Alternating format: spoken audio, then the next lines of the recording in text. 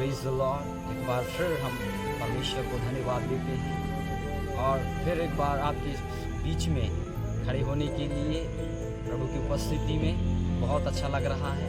और इस समय में मैं एक आपको उत्साहित करने के लिए, आपको प्रभु में और आगे बढ़ने के लिए मैं एक स्टोरी आपको बताना चाहता हूँ।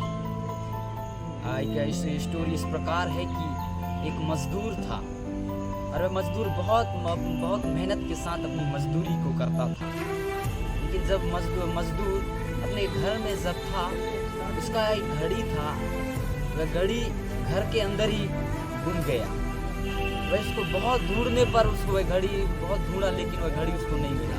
उसने सोचा कि आसपास के बहुत सारे बच्चों को, उन्होंने 10-15 बच्चों को बुलाया और बोला कि जो उस घड़ी को ढूंढकर मुझे देगा उसको मैं इनाम दूंगा। इस बात को बस सारे बच्चे लोग सुनकर उसकी घड़ी, उस मजदूर की घड़ी को सारे बच्चे लोग ढूंढने लगे और सब जब अपनी अपनी इच्छा के अनुसार सारे बच्चे पूरे घर के अंदर उस घड़ी को ढूंढने लगे। लेकिन इतने 15 बच्चे ढूंढने के बावजूद भी उस घड़ी को नहीं पाए। वहीं पर एक ऐसा बच्चा था जो बहुत बुद्धिमान था। उसने अपने दिमाग में सोचा कि इतने लोग ढूंढने से ये तो नहीं मिल सकता, इसलिए उसने मजदूर से बोला कि मैं इस घड़ी को अकेले ढूंढना चाहता हूँ।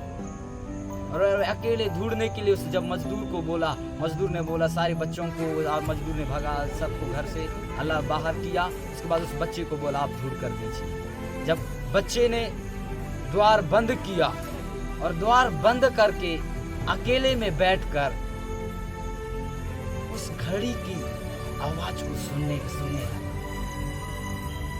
जब वह एकदम शांत बैठकर वह बच्चा घड़ी की आवाज को सुनने लगा और उसके कानों में टिक टिक करने की आवाज सुनाई देने लगा। अब उस इशारे की ओर वह बच्चा जब जा रहा था, अचानक उसको उस आवाज के द्वारा उस घड़ी उसको मिल गई। और जब घड़ी मिला वह बहुत आनंदित हुआ और जाकर उस मजदूर को दिया।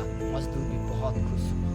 मेरे प्रियो, इस स्टोरी के द्वारा मैं आपको बताना ये चाहता हूँ, हमारा एक स्वर्गीय पिता है, वह आपसे और मुझसे भी ये चाहता है कि हम अपने परमेश्वर से अकेले में उससे बातें करें। जब हम परमेश्वर की उपस्थिति में अकेले में उससे बात करेंगे, हम उस जीवित और महान परमेश्वर की आवाज को सुन सकते। आज मैं आपको आज के इस स्टोरी के द्वारा आपको उत्साहित करना चाहता हूँ। अगर आप परमेश्वर की आवाज को सुनना चाहते हैं तो मैं आपको कहना चाहता हूँ, आप अपने घर में जाइए, द्वार को बंद करिए और अकेले में शांत होकर परमेश्वर की उपस्थिति में बैठिए और खुदा से कहिए, खुदा आज की समय मुझे तेरी आवाज को सुनना है।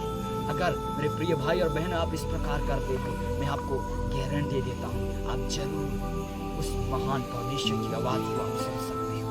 और जिस दिन आप उस परमेश्वर की आवाज को सुनोगे, आपका जीवन जो है एक अलग दिशा की ओर बढ़ेगा और आप जो है एक अलग लेवल में परमेश्वर के अनुग्रह में आप बढ़ेंगे। इसलिए आज की स्टोरी के द्वारा मैं आपको उत्साहित करना चाहता हूँ, अकेले में परमेश्वर की उपस्थिति में समय बिताइए। प्रभु इन दिनों में आपको अद्भुत रीति से इस्तेमाल करने वाला है। इस मैसेज के द्वारा प्रभु आपको बहुत ऐसे आशीष दे। God bless you.